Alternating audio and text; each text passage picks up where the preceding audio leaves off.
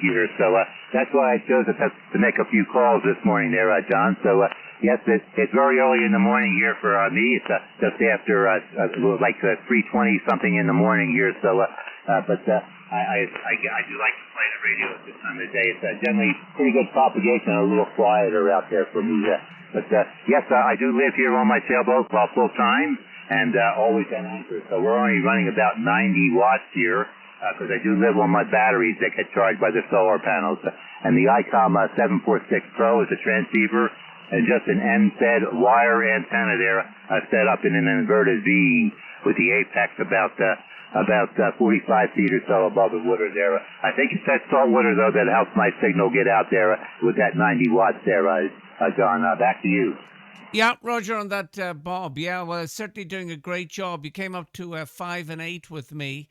On this side, it's a little Hermes light, probably about 500 watts, and the antenna's a Moxon about 14 meters above the ground.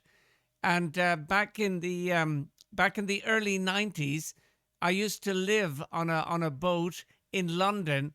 Now, it wasn't one of those fancy boats that you see in London. It was actually a repurposed lifeboat. Over. Oh, okay. How big was the lifeboat there? Go ahead. Yeah, Roger. Okay. Well, in those days, I was in metric, so I think it was probably about maybe I'm just trying to about 16 feet long. Over. Okay, yeah. So you can give it to me in metric there. I can kind of do the conversion there, but yeah, not a very big boat there. Well, my first boat that I had was about 20 feet long there. So I guess that's yes. Yes, this is my fourth boat there, John.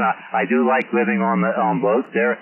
This particular boat I spent about 15 and a half years on this boat, and probably about 38 years altogether living on boats. But not continuously, and always at anchor too. I like the privacy of being out at anchor there, John. But yeah, I've never been to London, to England there, but I do know that they have these the river boats there. I think also in different parts of France and maybe Belgium and other places there you have the canals there. So I know that the boats are kind of popular for cruising in the summertime there, John. So. Yes, well, of course, here in the Caribbean, we're always summertime weather here, except that, of course, the summertime now coming up, we do get those hurricanes that we have to worry about. But other than that, we have always generally have pretty good weather here. So that's why I like the Caribbean. It never gets cold here. I like the warm weather here, John. So anyway, that's what's going on here. So this November, Papa 2, Oscar Zulu Maritime Logo there. Back to Oscar November 8, Echo India there. Back to you, sir. Yeah, thank you on that, Bob. Bob, just out of curiosity, how many turns on the coil? And I'm nearly 61, over. Oh, okay. I'm 71 years old. You're 71 years old. I am retired. And I've been living in the Caribbean on and off for many, many years here. There, John. Back to you. Yeah, Roger. Yeah, that sounds good. So anyway, yeah, life on a boat is nice, but you have to think about everything. You can't clutter up too much, and you have to keep it tidy. And I take it you have one of those. Well, I had one anyway. One of those chemical toilets, over. No. Just one that what we're supposed to do here in the States is put them in what they call a holding tank, and then have somebody pump them out here. In the continental United States, that law is pretty well enforced, but down here in the Caribbean, it's not so well enforced there. So that's all something that many people bring up to me there. They ask me how long the boat is and things like that on the boat, but you're the first time I question about that particular part of the boat there. Because I do live on the boat for so many years, I am also very mechanically inclined. So I do maintain my own boat for the most part there. I do my own engine work, sail repair. I know how to do canvas work there and fiberglass work and all kinds of work there. I do not have deep pockets on the boat here, so I do most of my own repair. The boat doesn't look as pretty. There's a picture of it there on my QRZ page when it was nicely painted there, but that was taken about 15 years ago. The boat doesn't look quite as good nowadays, but I am retired, so I have limited funds. The money goes into making sure the boat can still move there. My normal QTH is over in the U.S. Virgin Islands in St. Thomas in the U.S. Virgin Islands. But I'm on an island called Culebra right now. Culebra. It's off the east coast of Puerto Rico, and it belongs to Puerto Rico there. So I do travel with my boat there some, although I don't do any long distance traveling anymore. That's going on with me here there. So back to you there, John. Oscar, November 8th, Echo India, November Papa 2, Oscar Zulu, Maritime over there. Back to you, sir. Yeah, Roger, probably the reason I asked about the toilet and the whole lot was that, well, I've lived on my boat and many have not. So, of course, you get a lot of people that have a boat that looks well, but they can't do too much to it, and they have to get people to do work on it. But mine was a very simple way of living, and I used to work the night shift, and there was a wood yard on the way home, and I was allowed take any of the scrap wood from the big container. So that's what kept me warm. And you begin to kind of, live a very simple life. And as you said, you've got no TV on it. So it's, it's a great, you've got lots of time to think. And it's peaceful the way the boat bobs up and down, over. Oh, Roger. Yes, well, that's why I like being at anchor there, John. I never go into a dock or a marina. I do like the privacy of being alone at anchor, where no one can come out and visit you. They can't walk down a dock and come knock on your boat there. They have to come out with their own boat or something like that to make an arrangement to meeting there. And also for me, I also when I can, I like to anchor in places where there's not so many people around there. It's not so much noise. I like the privacy that way there too. So yes, I've been living on a boat. This boat, like I said, about 15 and a half years and 38 years altogether on a boat. So I do like the boating life there, and probably will end my days on it here. The only problem here we have in the Caribbean, of course, is coming up now. Next month will be the start of hurricane season. So that's the only bad part about it here. I've been through about 6 hurricanes, and 4 of them were major hurricanes on my boat. Fortunately, all but the first boat that I had, I lost that boat in a hurricane. All the other ones I've been able to survive with there. So, that's a stressful time when we get that there. So, but other than that, the boating life is very relaxing here for me, and I do enjoy it there, John.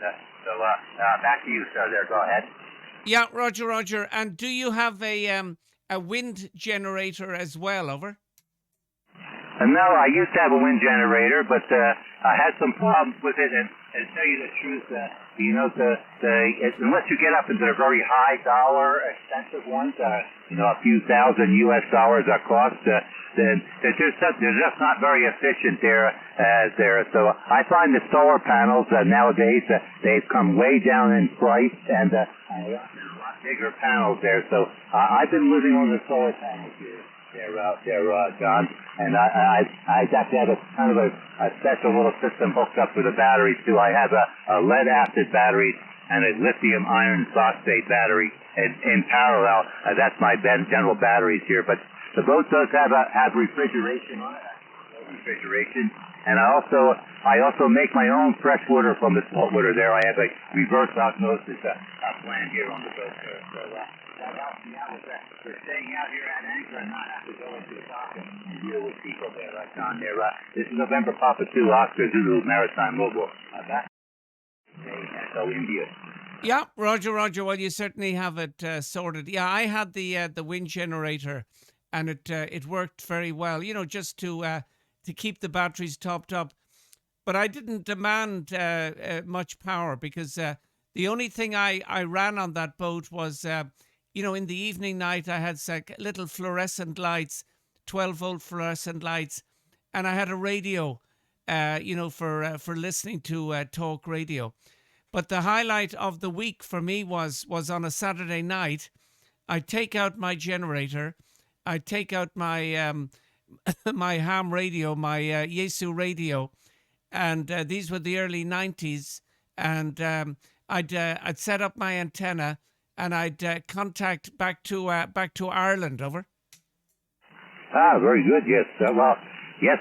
I understand that. Yes. The wind generator probably worked well for you there. Like I said, you didn't have a large energy demand there. Well, for me there on my boat here, because of the refrigeration and the water maker that I run pretty much every day for a little bit, a half an hour or so every day to make me a little bit of water, and the radio and the computer, I probably use about 1.3 kilowatt hours a day, 1.3 kilowatt hours a day on my boat here. So I do have a little bit of a more energy band than you did there on your boat there, John.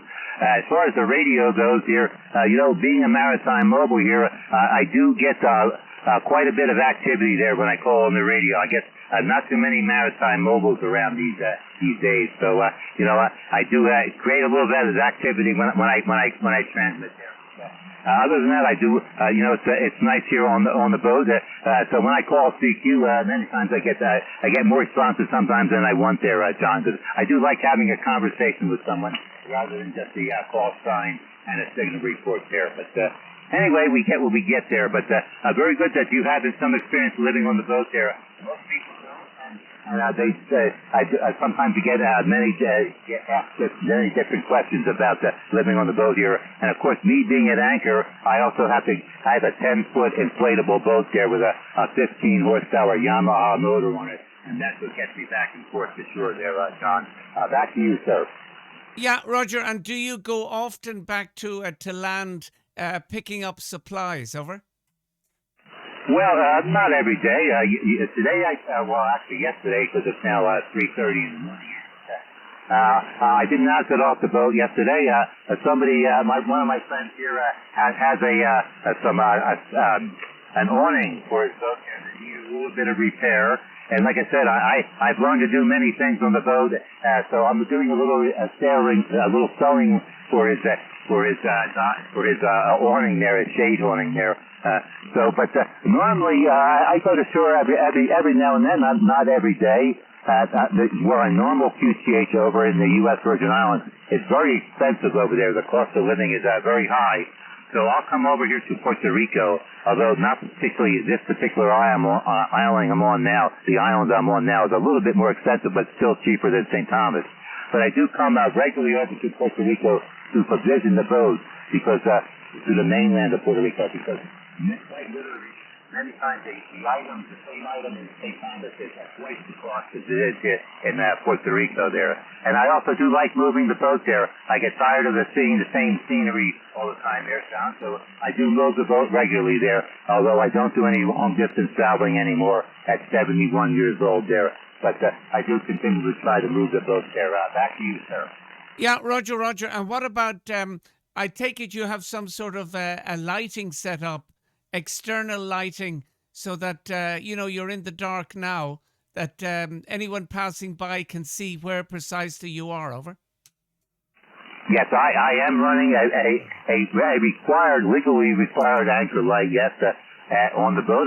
I do like to run one, although many of the boats here don't use one. I don't really consider it, although it is, as I say, a legal requirement to have an anchor light.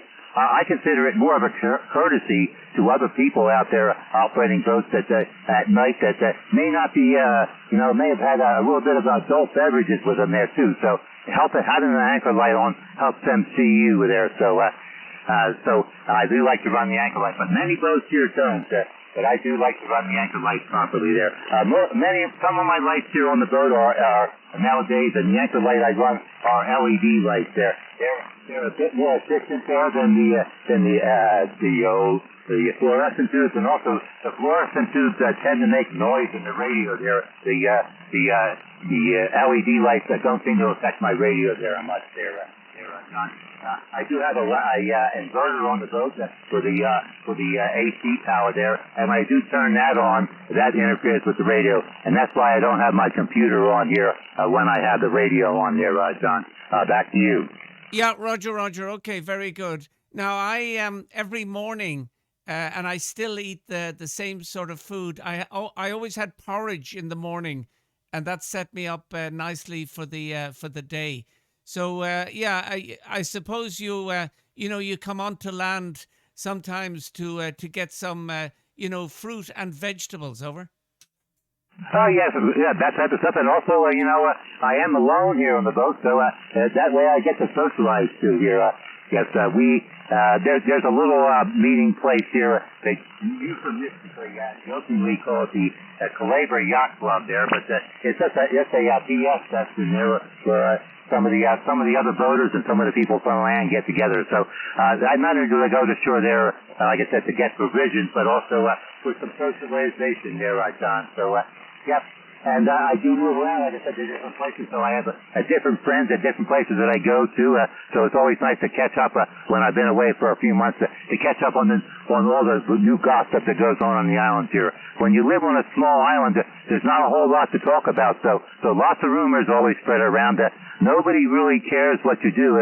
I say no one really cares what you do as long as everybody knows about it there, John. That's life in a small island. I think it's that life in a small town, too, there. Back to you. Yeah, Roger. Well, there's always gossip and people wondering about what people are up to. But it sounds good, and long may you enjoy it. I did it for 3 years, but eventually I wanted to get a house. Now, that was in London, but there was no way I could buy a house in London. So that's the reason I moved to Belgium. And luckily I was able to, I bought the house because it had a bit of ground at the back so I could put up the antennas. Over. Oh, very good there, John. And I think I'm guessing from what I heard before, are you from England or are you from Ireland? I think there. Go ahead. Well spotted. I'm from Ireland, and you can, of course, see it in my suffix. Over. Okay. Yeah, I've only had a radio here for about 7 months or 6 or 7 months here, so I haven't figured out all the suffixes and everything yet. Had you not told me what your QTH was, I either would have had to ask you or looked it up later when I put your name in the QRZ page there, because I don't know all the things there. But you say you're in Belgium there now, but yes, very good there. But I said, I'm fairly new on the radio, so I don't know all the different details of the call sign there, John. Back to you. Yeah, Roger. Well, of course, Oscar November is Belgium, and then on the suffix, I have Echo India, which is Ireland. I'm sure you possibly have made contact with a few stations from Echo India. Over. Oh yes, I have. Like I said, I talked to them. I just don't remember all these different call signs yet. It's all new to me, and we'll see how it gets with me on the radio. Whether I'll start remembering all these call signs. I had trouble just remembering people's names there, let alone the call signs there too, John. But anyway, I am getting a little bit foggy-minded there at 71 years old. But fortunately, I'm not. I do remember how to find my way back to the boat there, John. Back to you. Yeah, Roger. Well, you're in good company on your boat. Well, nice to hear you. I wonder, is there a few other people listening that would like to give you a call? But we've had a good run for our money, and I'm very happy to make contact with you, Bob. So, Bob, it's a local time, by the way. Bob, is 20 minutes before 10. I'm going to do one more spin of the dial, and then I'm going to go out and do some work in the garden. I'll go down and see how my wife is, and we'll take. I'm still working, but today I have a day off. So put it back to you for a final, Bob. November Papa 2 Oscar Zulu, Maritime Mobile, Oscar November 8 Echo India. Till the next time, Bob. Over. All right, there, John. Well, very good. Thank you for coming back to me this morning there, and yes, you have a good day there on your day off there in Belgium, and we'll hope to catch you again another day. And also have a good weekend here. We have a holiday weekend here in the United States, and Puerto Rico, being part of the States, is a big holiday weekend here. The beginning of summer, the summer season here in the States there. This is the time of the year that the swimming pool's open and the beach is open in the States there. So it's a pretty big holiday here, but I don't plan on doing much with it there, John. Well, like I said, you enjoy your day there and your weekend, and we'll hope to catch you again another day on the band there. So 73 to you for now, and we'll be clear then with Oscar November 8th, Echo India. This is November Papa 2, Oscar Zulu, Maritime Mobile there. 73s and cheers. Yeah, thank you, Bob. Bye-bye from Belgium. Bye-bye. 73.